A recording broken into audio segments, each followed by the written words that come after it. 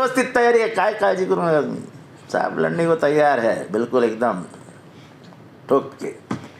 बीजेपीचे जे आमदार आहेत त्यांना अपात्र करणाऱ्याची राजकीय वर्तुळात चर्चा सुरू आहे. काय उद्या निर्णय देण्यात येणार आहे. आणि काय चर्चा काय सुरू आहे?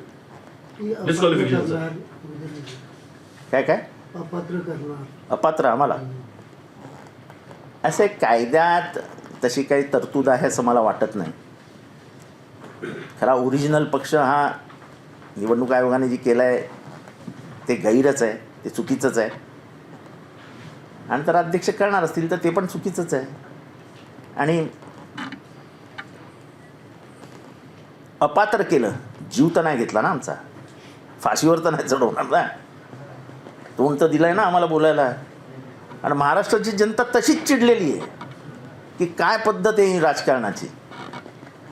माझं तर म्हणणं आहे, करा बाबा हिंमत असेल तर.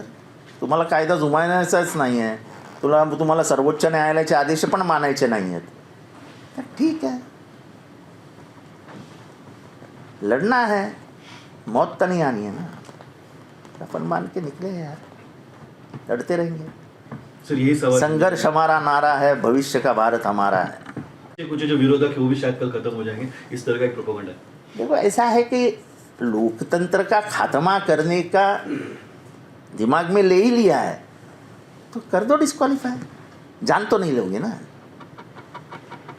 जब तक जान में जान है लड़ेंगे, इस लोकतंत्र के लिए लड़ेंगे.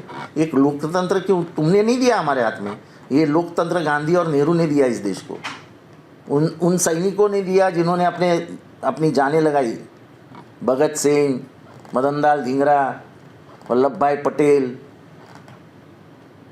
बाल गंगाधर तिलक, जवाहरलाल नेहरू, महात्मा गांधी, ऐसे बड़े बड़े दिग्गजों ने तुम्हारे हाथ में लाके ये व्यवस्था दी.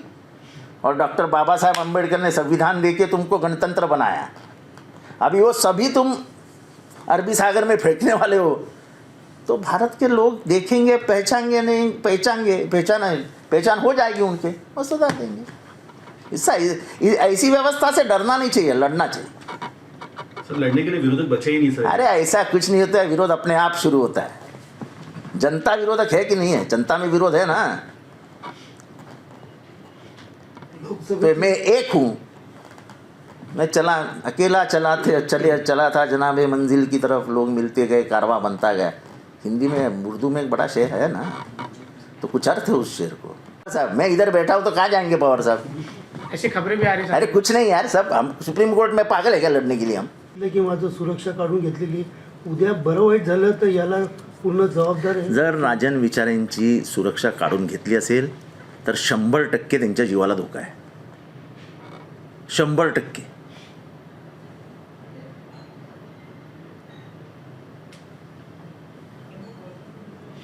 त्यामुळे अशा पद्धतीने जर राज्यकारभार चालणार असेल की आपल्या विरोधकांना असं ना तसा संपूनच टाका, तर मला वाटतं हे काही योग्य नाही.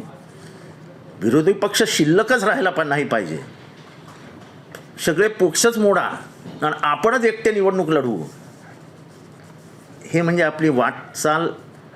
म्हणजे त्यांच्या डोक्यात जे आहे ते मी सांगतो, त्यांच्या डोक्यात आता हुकुमशाही की मी एक, बाकी नाहीच, पाहिजेच नाही समोर.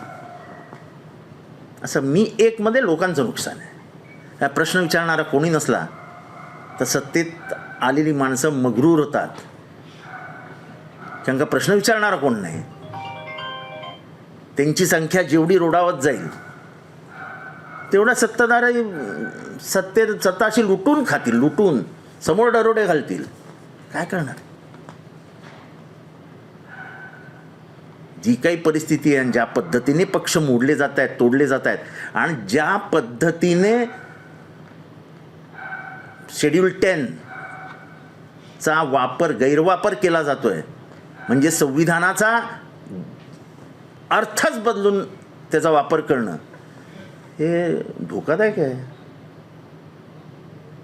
धोकादायक आहे. ज्या पद्धतीने आमचा पक्ष मोडण्यात आला, ज्या पद्धतीने शिवसेना मोडण्यात आली, ज्या पद्धतीने विधानसभेचे अध्यक्ष न्याय प्रक्रिया करतायत, ही सगळं म्हणजे एक तर हसण्यासारखं आहे. म्हणजे हसण्यासारखंच आहे. काय होईल जास्तीत जास्त? माझं तर म्हणणं एवढं आहे, मग काय होईल? आम्हाला डिस्क्वालिफाय कराल ना, अजून काय कराल? फाशीवर नाही लटकवणार ना. आमच्या तोंडावर काळी पट्टी बांधून आम्हाला गप्प तर नाही करणार ना. करा, माझं तर आव्हान आहे, करा. काँग्रेसचे काही नेते आता अजून कॉन्टॅक्टमध्ये आहेत असं म्हणतात. माझं म्हणणं असं आहे, ज्याला जायचं आहे त्यांनी जावा. मी काँग्रेस बाबतीत नाही बोलत. मी आमच्याकडे जेव्हा होतो तेव्हा आमच्या इथे बोलायचो, ज्यांना जायचं आहे त्यांनी जा. एक लक्षात ठेवा, मी इतिहास सांगतो. 1977 साली जेव्हा प्रसंग आला तेव्हा सगळे इंदिरा गांधींना सोडून गेले होते. काँग्रेसचा दारुण पराभव झाला होता. पण 1980 साली त्याच इंदिरा गांधींनी कन्याकुमारी ते काश्मीर आणि गुजरात ते मेघालय अशा 4 वाटा फिरल्या. कधी त्यांना पेट्रोल पंपावर पेट्रोल नाही भरू दिलं, कधी त्यांना रेस्ट हाऊस नाही मिळू दिलं. त्या बाईंनी एका खेड्यामध्ये रेस्ट हाऊस न मिळाल्यामुळे इंदिराजींनी रस्त्यावरती बायकांचा विडा घेतला आणि रस्त्यामध्ये आंघोळ केली आहे. रस्त्यामध्ये, कारण का त्यांना रेस्ट हाऊसच मिळालं नाही. त्यांच्या मागे शहा कमिशन लागलं, त्यांना जेल झाली.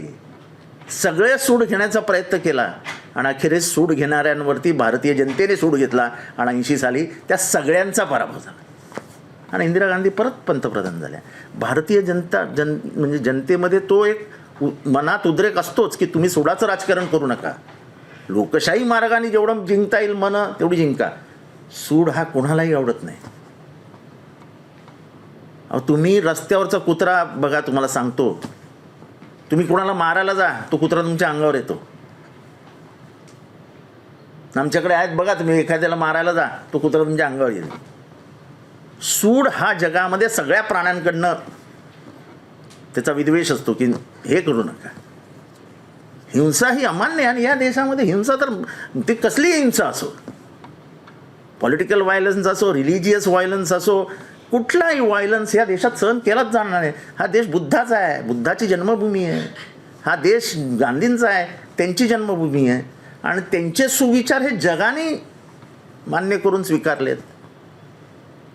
मग मार्टिन लुथर किंग असो, नेल्सन मंडेला असो, म्हणजे शोषणाविरुद्धचे जे जे लढे झाले ते सगळे लढे गांधीजींच्या नावानेच झाले. नंतर त्या गांधींच्या देशात हे सगळं नाही चालू शकत. त्या बाबासाहेब आंबेडकरांच्या देशामध्ये तुम्ही संविधानाच्या विरोधात वागायला जाता. 10th शेड्यूल हे संविधानात आहे. म्हणजे आयाराम गयाराम होऊ नये. गयाराम नावाचा आमदार होता, सकाळी एका पक्षात होता, संध्याकाळी दुसऱ्या पक्षात होता आणि सकाळी तिसऱ्या पक्षात होता. त्याच्यावरनं आयाराम गयाराम नाव पडलं. गयाराम हा हरियाणामधला हे होता, आमदार होता.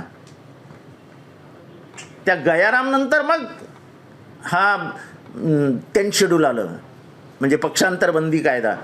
आता त्याला पक्षांतर बंदी कायद्याला तर संविधानिक सपोर्ट मिळतो की काय असं वाटायला लागलं.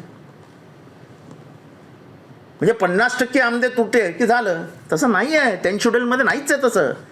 तुम्हाला पक्ष सोडताच येत नाही. तुम्हाला सोडायचं असेल तर 2/3 लोक घेऊन बाहेर पडा आणि कुठल्या तरी पक्षात विलीन व्हा, असं सरळ लिहिलेलं आहे. कुठेच न्याय मिळत नसेल तर ठीक आहे, लोकांच्या न्यायालयात जाऊ.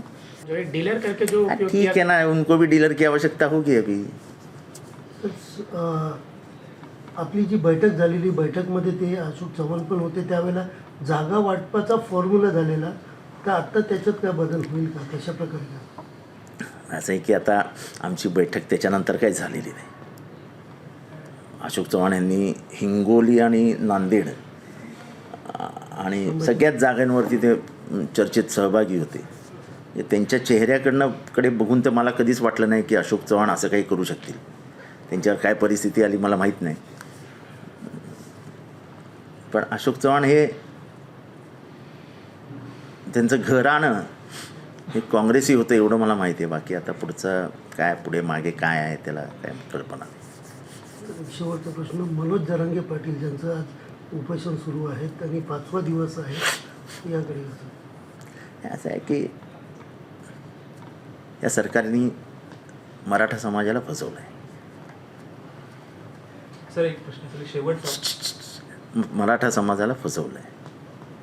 कारण नसताना तुम्हाला आरक्षण देऊ, कारण नसताना सरसकट आरक्षण देऊ, असं करत त्यांनी मनोज जरांगे पाटीलांचा उपयोग करून घेतला. मराठा समाजाला फसवलं आहे. दुसरी गोष्ट, हे करत असताना त्यांनी भुजबळांना ओबीसींना आश्वस्त करायला सांगितलं की तुमचं जाणार आहे, तुमचं जाणार आहे. म्हणजे जरांगेंचा एकीकडे वापर केला, एकीकडे भुजबळांचा वापर केला आणि दोन्ही समाज अस्वस्थ करून टाकले.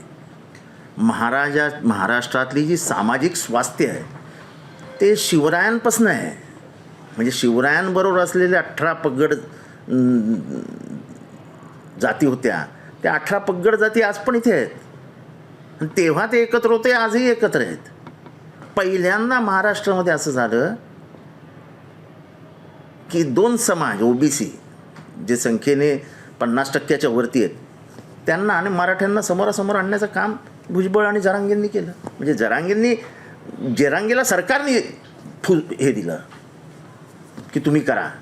जरांगे गरीब माणूस आहे, तो लढतो एका समाजासाठी. सरकारने त्या जरांगे पाटलांचा सगळं फिरवून टाकलं. तो प्रामाणिक माणूस होता, प्रामाणिकपणाने लढत होता. सरकारने त्याला स्पष्ट सांगितलं असतं की आमच्याकडे आरक्षणाचं नाही आहे, आम्ही केंद्रात बोलू. दरवेळेस मिटिंग घ्यायची, दरवेळेस त्याला शेवटी समाज त्यांना प्रश्न विचारणार ना, जरांगे काय झालं, काय उत्तर देणार. अशी माणसाशी सरकारने कधीच फसवणूक करू नये, समाजाची कधीच फसवणूक करू नये. ह्यांना फक्त स्वार्थी साधायचं होता, ह्यांना महाराष्ट्रामधनं 2 समाज तोडायचे होते, ते तोडण्यात यशस्वी झाले. ते राजकीय भाग बाजूला जाऊ द्या. गावागावामध्ये बलुतेदार जे आहेत, आलुतेदार बलुतेदार हे एकत्र आहेत ना. आज गाव न्हाव्याशिवाय चालू शकतं का? आज गाव धोब्याशिवाय चालू शकतं का? फळभाजी विक्रेत्याशिवाय गाव चालू शकतं का? किराणा मालाच्या दुकानाशिवाय गाव चालू शकतं का? मग हे कोण आहेत? कशाला या आगी लावायच्या? कशाला सांगायचं आजपासून न्हाव्याने एकाही मराठ्याचे केस कापू नयेत? कशाला? काय गरज आहे? प्रत्येकाचं उत्पन्नाचं साधन आहे ते. हे अशा छोट्या छोट्या हे करून तुम्ही पेरणी करता. महाराष्ट्रामध्ये असं वातावरण कधीच नव्हतं. हे या सरकारच्या फसव्या उद्योगांमुळे आणि भुजबळांसारख्या प्रगल्भ नेत्याच्या म्हणजे आता विकृती म्हणेन मी, विकृतीमुळे महाराष्ट्रातलं वातावरण बिघडलं. असं कधी नव्हतं झालं की वंजारी विरुद्ध मराठा, माळी विरुद्ध मराठा, धनगर विरुद्ध मराठा, ही लढाई महाराष्ट्रात कधी नव्हती. पण तुमच्याकडनं आरक्षण जाणार आहे, कसं जाणार? कॉन्स्टिट्युशनल प्रोव्हिजन आहे ती. ते आरक्षण कॉन्स्टिट्यूशननी दिलेलं आहे आणि मराठा समाजाला आरक्षण कॉन्स्टिट्यूशननी द्यायला हवं होतं. उगाच त्यांना खोटं सांगितलं, तुम्हाला मी देतो, तुम्हाला मी देतो. कुठनं देणार? जोपर्यंत संसदेत ठराव होत नाही तोपर्यंत तुम्ही आरक्षण कसं वाढवणार 50% वरती? तो गरीब माणूस होता जरांगे पाटील. असं नेत्याला बुडवायचं काम करू नये. तो काही पॉलिटिकल हे नाही आहे, हिरो म्हणजे पॉलिटिक्समध्ये नाहीत ना ते. त्यामुळे त्याच्या एका साध्या भोळ्या स्वभावाचा फायदा घेऊन त्याला आणला ना.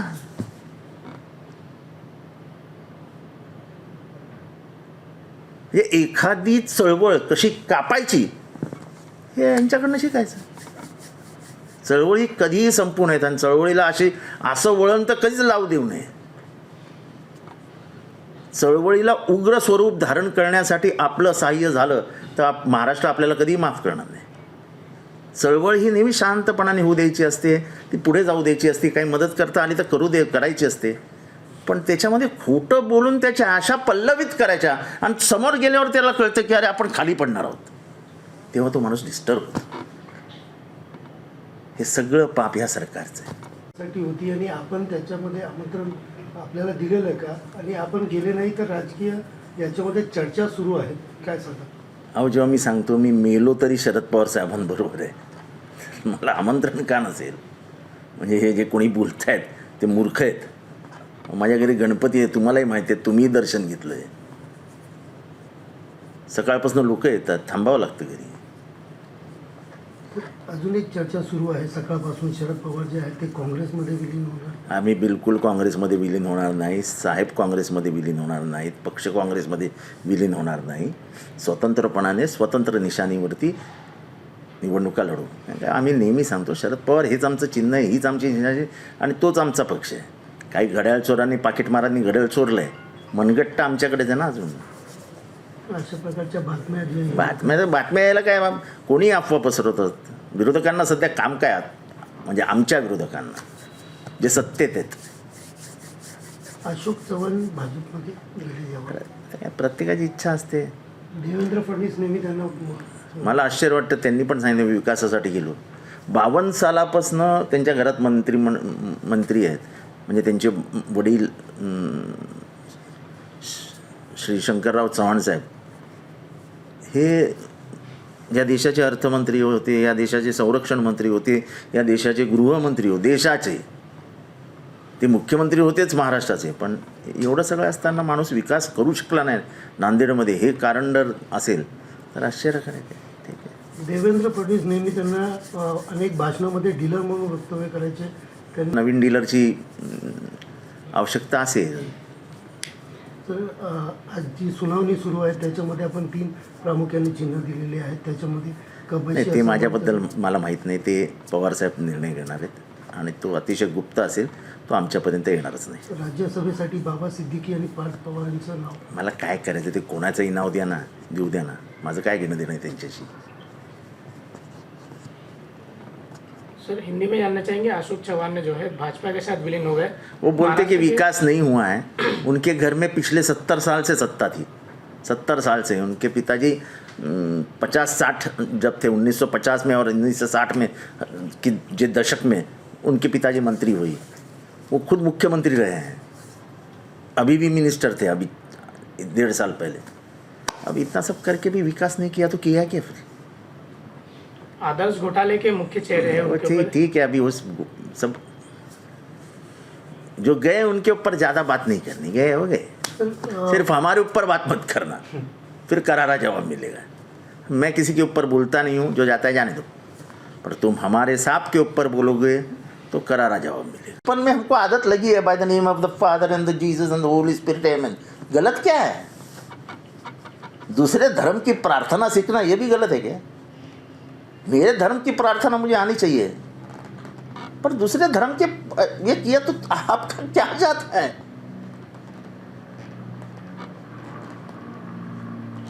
उनके स्कूल में मैं पढ़ा हूँ. मेरे साथ बहुत अमीर आदमी का लड़का मेरे साथ था, जो इस थाना के नगर अध्यक्ष थे, गुलाम नबी नरवेल करके. उनका बेटा मेरे साथ पढ़ता था. वो वही बूट पहनता था, मैं वही सॉक्स पहनता था, वही चड्डी पहनता था, वही शर्ट पहनता था जो मैं पहनता था. अब तो प्राइवेटाइजेशन ऑफ एजुकेशन आ गया, खत्म हो जाएगा. इस देश में फिर से एक वर्ग व्यवस्था आ जाएगी, एक अशिक्षित लोगों की और एक शिक्षित लोगों की. वो 10% रहेगी और 90% अशिक्षित रहेंगे.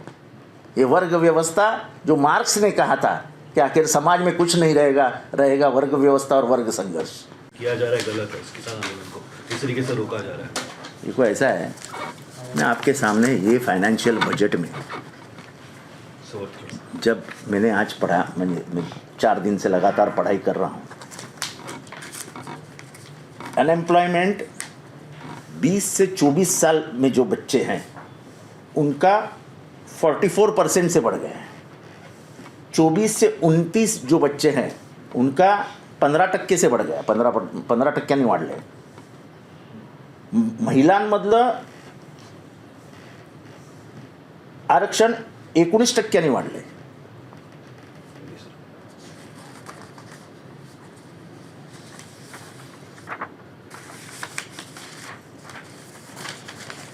या देशातला 15% लोकांचं उत्पन्न वाढलंय आणि गरिबांचं उत्पन्न 40% कमी झालंय. 40%. BPL खाली जे आहेत त्यांचं उत्पन्न 60% कमी झालंय. 60%. 2006 ते 2014 सरकारने RBI कडनं 1 लाख कोटी काढले. 2006 ते 2014. 2014 ते 2022 5,74,000 कोटी रुपये काढलेत. 1 लाख कुठे आणि 5,74,000 कोटी कुठे?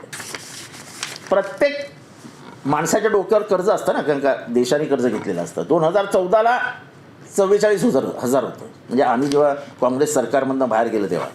2023ला 1,60,000 रुपयाचं कर्ज तुमच्या सगळ्यांच्या डोक्यावर आहे. माझी आई आहे, यांच्याही आहे. नंतर 2014 ते 2022 99 लाख रुपयांचं कोटी रुपयांचं कर्ज घेतलं. 3 लाख कोटी RBI कडून काढून घेतले. 30 लाख कोटींचा पेट्रोल टॅक्स घेतला. पेट्रोलवरती जो टॅक्स लावतात ना, तो 30 लाख कोटी होतं. एकूण 1.25 लाख कोटी. डॉलर 2014ला 59 होता, म्हणजे मनमोहन सिंग होते तेव्हा 53 होता. आज तो 80 रुपयावर आहे, म्हणजे आज तो 82-83 आहे काहीतरी. पहिल्या 70 वर्षात देशाचं कर्ज 56 लाख कोटी होतं. गेल्या 10 वर्षात ते 99 लाख कोटी रुपये झालं. 70 वर्षात च्या दुप्पट झालं. 70 वर्षामध्ये जेवढं कर्ज होतं त्याच्या दुप्पट 10 वर्षात झालं. हे घे पुरावे, आणि या अर्थसंकल्पाच्या पुस्तकातनं काढलेले आहेत सगळे. या देशामध्ये जो GDP आहे त्याच्यातला 90% पैसा हा कर्ज, हप्ते, पगार, मेंटेनन्सवर जातो. म्हणजे देशाकडे फक्त 10% पैसे असतात ज्याने देशाचे इतर विकास होऊ शकतील. रस्ते बांधणे, धरणं बांधणं, म्हणजे सार्वजनिक उपयोगाच्या गव्हर्नमेंटनी करायच्या जे कर्तव्य आहे त्यांचं, त्या कर्तव्यासाठी फक्त 10% पैसे आहेत. मला आठवतं ह्यांचं भाषण सुषमा स्वराज, कि जब डॉलर की तुलना में भारत का रुपया गिरता है तब रुपया नहीं गिरता है, देश की इज्जत गिरती है. आता काय सांगणार?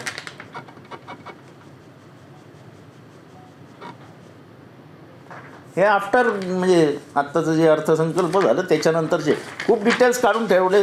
मी उद्या परवा जाऊन मुंबईत प्रेस कॉन्फरन्स घेणार आहे याच्यावरती. खूप डिटेल्स आहे. एकंदरीतच देशाची आर्थिक अवस्था वाईट आहे. महागाई प्रचंड वाढलेली आहे, बेरोजगारी प्रचंड वाढली आहे. या देशात कधीही उद्रेक होऊ शकतो. गरिबाच्या हातात पैसाच नसेल आणि त्याला खायला अन्नच नसेल तर तो कशावर जीव जगणार आहे? त्याचा धर्म त्याला जेवू घालत नाही ना. जगायला शेवटी अन्न लागतं, अन्न विकत घ्यायला पैसा लागतो. असं आहे सगळं. सर आप कह रहे हो कि एक तरीके से कि GDP बहुत नीचे गिर चुका है. तरक्की का मॉडल क्या रहेगा अगले 5 साल का? जो 10 साल का क्या जो मालूम? आप दिखा रहे हो कुछ अलग आ रहा है. क्या मालूम? जोरों में है, और एक तरीके से मोदी कह रहे 370 के पार, क्योंकि उनको संविधान में कुछ चेंजेस लाने. आप किस तरीके से देखते हैं? मुझे लगता है संविधान में चेंजेस नहीं लाना है, उनको संविधान बदलना है. क्योंकि पहले से उनकी धारा ये थी कि हमको ये संविधान पसंद ही नहीं है, हम ये संविधान को मानते ही नहीं हैं. जब ये देश स्वतंत्र हुआ और जब देश ने ये संविधान स्वीकारा, अपनाया 26 जनवरी 1950 में, तब जो RSS का मुखपत्र था, ऑर्गेनाइजर, उसमें लिखा था कि यह संविधान भारत का संविधान नहीं हो सकता है. भारत का संविधान एक ही है, मनुस्मृति.